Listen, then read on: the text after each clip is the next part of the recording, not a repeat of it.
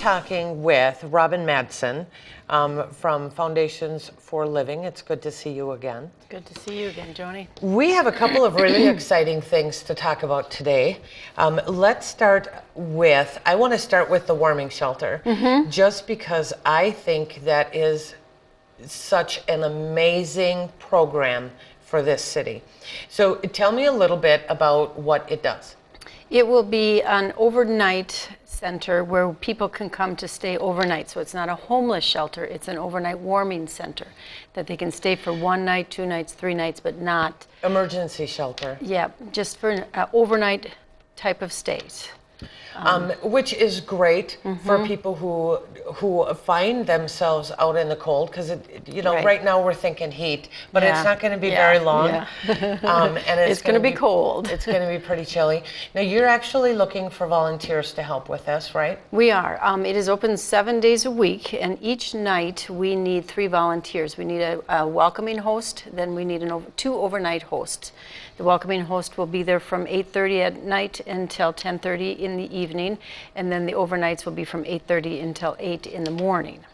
So it's not just, if I want to help with the warming shelter, I don't have to commit to being there overnight. It's something that I can do just for a couple of hours. Yep. So you can find out more about that and find out how to sign up for the training and talk to you guys on your website, Foundations for Living. Now, you are also having a training. So for those of us that don't know anything about that, obviously we want to go through some kind of a training. Oh, sure, yeah. For any volunteer that will be there, there's just certain things that you need to know. So we were having a training on September 12th from 9 until noon. Specifically for the warming center volunteers, but anybody who wants to volunteer at Foundations for Living in any capacity can attend that training as well. So do I need to sign up for that in advance, or can I just show up then on the 12th? It would be nice to sign up in advance so that we know who's coming and we can have materials set up, but if the day before you just say, I want to do this, we're not going to turn you away. There you go. So get involved with that. It's a great way to help out the local community. You guys do some fabulous work. Thank you. We are going to talk about the capital campaign, because the building you're in, which is right on Churchill, it's a really fabulous location. Yeah. You are doing a capital campaign to be able to purchase that building. Right. At this point right now, we rent the building, and the people who own it don't want to continue to rent to it. They would really like to sell it. So if we want to purchase it so that we don't become homeless. It should be ironic, wouldn't it? Can't have Foundations for Living homeless, can we? So we have a $15,000 matching grant that for every dollar that's donated up until that $15,000, it is doubled.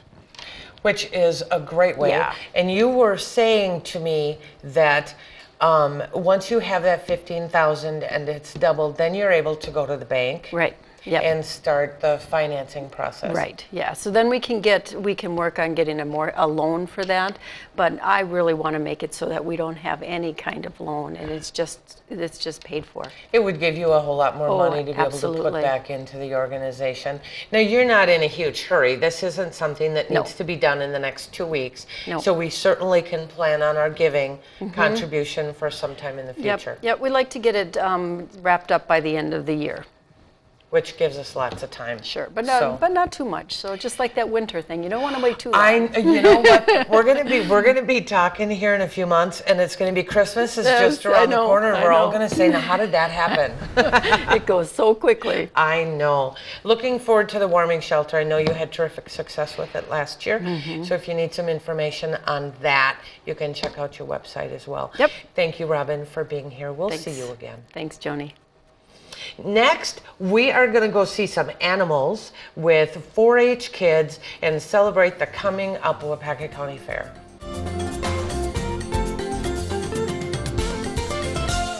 The Revival in downtown Waupaca prides themselves in providing above and beyond customer service. From small to tall, women of any age can consider the Revival your professional personal stylist, helping you find the right outfit for any occasion, weddings, senior pictures, or even a special night out. The Revival also specializes in home decor with a large selection and variety of items to choose from, including art from local Waupaca artists. The Revival, 111 West Fulton Street across from Farmer State Bank, downtown Waupaca. For more information, call 715-281-5100 or find them on Facebook. The Revival, home, art, and fashion. We are talking to a couple of different 4-H clubs today because we have the Waupaca County Fair coming up the end of August. So we're celebrating that, right, Penny? We are. The Waupaca County Fair is coming up August 26th to the 30th in Waupaca. Yeah, and I've been to that fair several times, and it is a lot of fun, and it's a very hometown-ish country kind of fair with lots of animals and lots of things to see. So Alicia, who was on our show a couple of years ago as the ambassador, what's your favorite part of the fair? I personally like showing all the animals and just walking around and seeing other people's exhibits and stuff. You must know lots and lots of the 4-Hers there. I know most of them, yeah. Well, and that's a good thing. As an ambassador, as a previous ambassador, that is an excellent thing. So we're going to meet some of the animals that we have here today. So we have Snowball, who is a silky chicken, right? Mm-hmm. What can you tell me about Snowball? She is a female chicken, and she is very fluffy. She is fluffy. It's called a silky chicken, and believe it or not, I was plucking her earlier. No, I wasn't. A feather fell out, and she's actually got feathers. How old is she? I have no idea. Is she just a little one, or is she full grown, do you think? I think she's just a little bit from full grown. Ah, and she can't fly, right? Yes, she cannot fly. So she can't get away from you when you chase her. Mm-mm. There you go. Okay, next we have a basket with all kinds of plants. What kind of plants do you have in there? I think I have a fern, and I don't really know what else I have in here. It's very pretty. She's got all kinds of... Now you're bringing this, you're going to show this at the fair, right? Yep. And they still give out blue, red, and white ribbons? Yes. Like when I was in the Grand Champions are purple, right? Still? Yeah. And we have a painting right back here we're going to show off. So what is this? I mean, there was like cooking and there was sewing. Is there an art part of 4-H? Yeah, there's a visual arts category, and that includes drawing and painting and ceramics and basically anything in the art category. Beautiful. So when we all go to the fair, we'll be able to see these projects. Are you in the visual arts too? No, I made this in school. It's markers, and then it's a salt painting. So It's very beautiful. There's all kinds of pretty colors in there. Are you going to bring it to the fair? yes, I am. Very, very cool. And here is some more. Boy, is that pretty. What is this? This is a pear, and in this picture, I used a ink pen, like not a normal ink pen, but we used actual ink and just a scratching pen thing. And then on this picture, we scratched out the same pear with this same scratching pen. Right, because this is black to start with, and then you scratch out your shape. Very, very nice. Is this in the visual arts too? Yeah, I think so. How cool. Here we have Simba, who the last time I saw her, she was a little bit nervous. How is she today? Still really nervous. She's a very, very pretty cat, though. Very pretty. And then we have Fawn the goat. Now, Fawn is not at all nervous. She's having all kinds of fun, right? Yes. She's just munching on grass as we were standing here waiting, wasn't she? Yes, she was. What do goats eat most of the time? Hay, green, grass. So the same thing kind of as cows and horses and stuff? Except a lot less than my horses, I'll bet. Yeah. Yeah, there's a big size difference. So what are you going to do with her at the fair? Show her. Do you do tricks or do you just walk around with her? We do showmanship, and you can do pet class and more fun classes. Oh, how fun. And here we have a picture of a cow, right? Yes. I couldn't bring a full cow because they're a little big. Oh, darn it. I would have liked that too. She looks beautiful. He looks beautiful. She looks beautiful. What kind of cow is it? A brown Swiss. How old? She's 2-year-old. And we want to go to the fair because she'll be actual live, not just pictures, right? Yes. How cool. Oh, and look at this kitten. Who do we have here? Mikey. Oh, Mikey is just a baby. How old is he? A couple months. Yeah, about that. Looks like about that. Hi, Mikey. We have animals on the show every month. I just love them. So you bringing Mikey to the fair? No. No, you're just going to keep him. You'll train him to sit and stand and chase for next year, right? Yeah. There you go. So it's going to be all kinds of fun at Waupaca County Fair in Waupaca, the end of August. Did you get a shot of that beautiful poster over there? Really have done a lot of work, these kids, to get ready for the fair, and we're going to enjoy it. Thanks you, everybody, for being on today. I appreciate your time.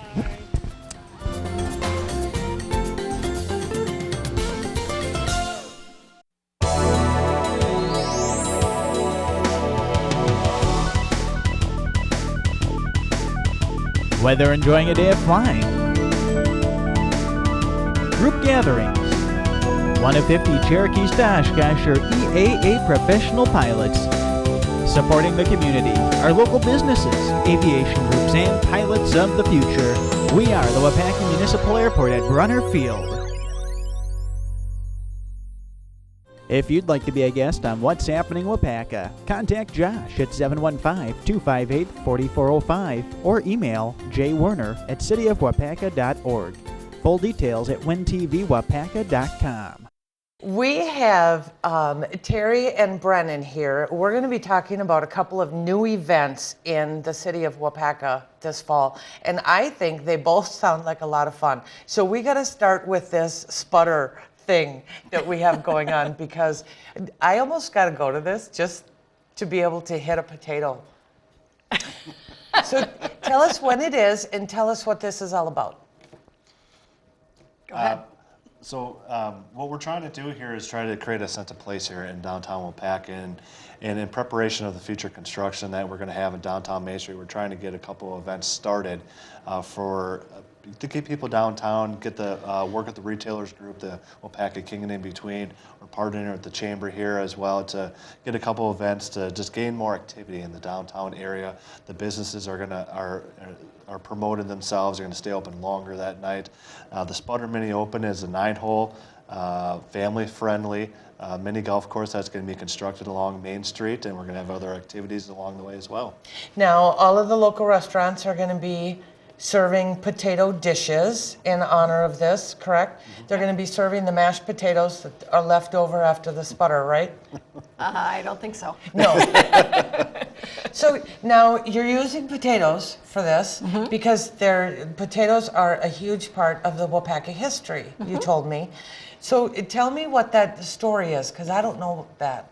Well, I'm not sure of the time frame, but if you look back in the history of the city of Waupaca, or this area, it was a huge potato growing area. And if you actually go over to the 3rd Ward, there's actually still a potato shed that's right next to the railroad tracks. So there's still some history in that potato history in our community. So we decided to make the first event the Sputter Mini Open. And when is this taking place? August 27th from 4 to 8 p.m. And it'll be right here on City Hall and a block of Main Street. Yeah, because you're closing down a block of Main Street.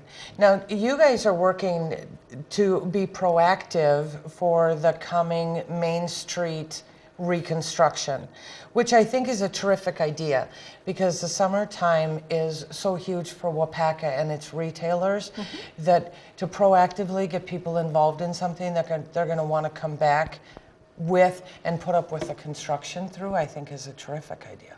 Yeah, this is a family-friendly event. It's going to be free for everybody that comes down. We are going to have some food and beverage that's going to be provided during the event. But again, it's really an opportunity for the community to come down, really support the retailers group, and work with the chamber and the city as well. And this is just one of many events that we're hoping to plan in the future.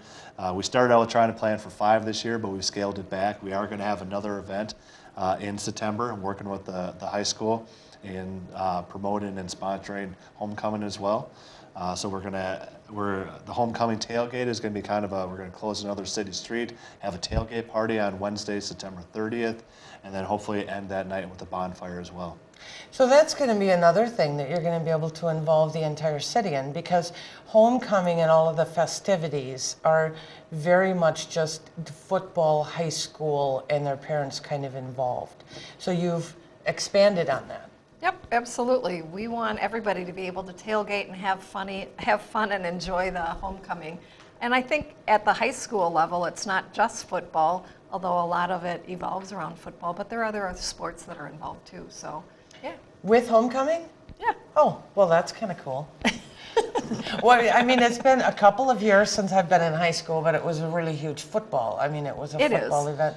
It still is. So that's kind of neat to see. Yeah, we're hoping to bring back a couple. I'm a transplanter, so I'm not originally from Waupaca, but we're trying to bring back a couple different events that used to occur, again with the bonfire and everything else. But we're really trying to get the Main Street businesses involved as well.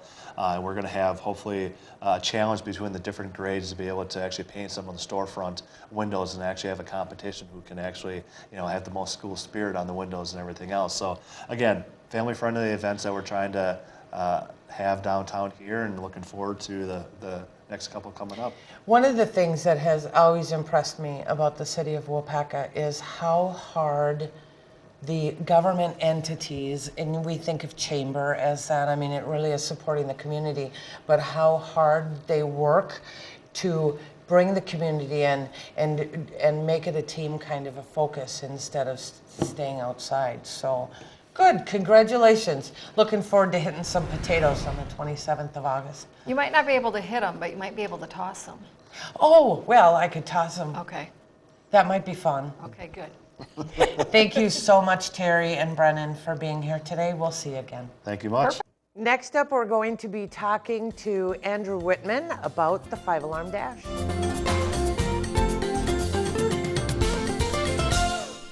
Like the City of Waupaca on Facebook. This is a great way to keep in touch with the City of Waupaca and communicate back to us. The City of Waupaca Facebook page keeps you informed about city services, upcoming events, alerts, helpful reminders, and even some nice pictures from around the city. Go ahead and like the City of Waupaca on Facebook. Find us at facebook.com/City of Waupaca. We have Andrew Whitman here from the Waupaca Volunteer Fire Department. Good to see you again, Andrew. Thanks for having me on. You bet. We are going to talk today about the annual 5-alarm race. Yep, so that's our annual fundraiser that we're putting on this year.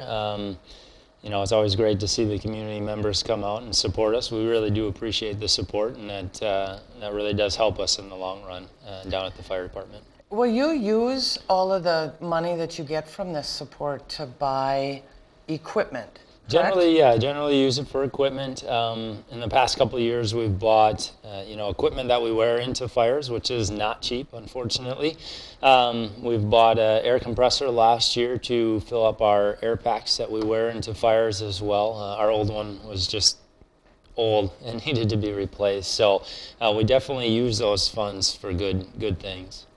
That's terrific that the community can help you out that way and have fun at the same time. Yeah, it's a great time. Yeah. Now, this year's 5-alarm is on a different date.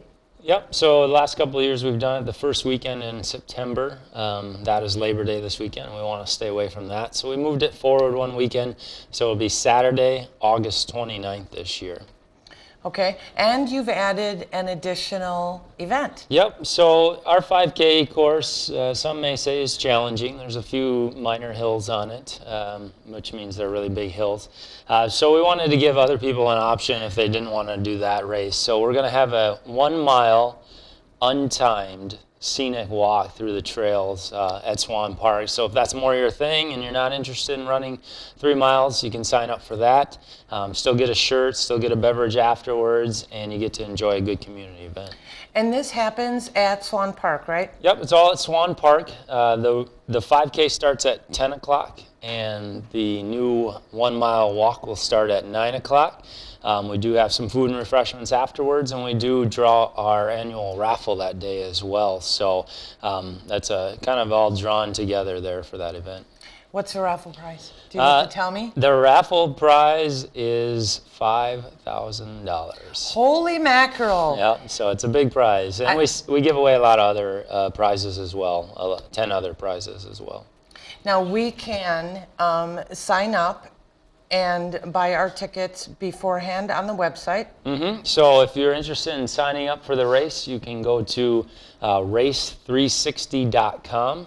Just search for the 5-alarm dash, and then you can register right online. There's a little bit of a discount if you register ahead of time compared to the day of the race. But I still can register. I can still come early that day. You bet. Come on down before the race, and you can register right there at Swan Park and get started. So I can go out and do a lot of exercising in the next couple of weeks here. Get ready. I can get ready for the race. Yeah.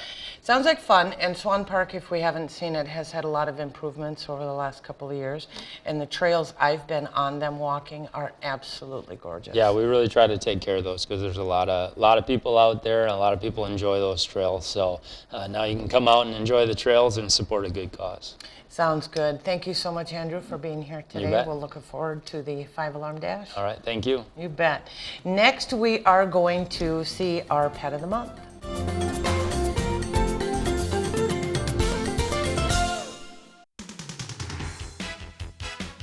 A Waupaca City Park is close to where you live. Enjoy the skateboard park, baseball and other sporting activities, playgrounds galore, the South Park Beach, rent a shelter for your cookout or family gathering, enjoy fishing, picturesque views, relax with nature, hike the River Ridge Trail, and check out the community garden. Waupaca Parks, where nature, sports, friends, and family come to meet. Learn more about Waupaca Parks at waupacaparkandrec.com.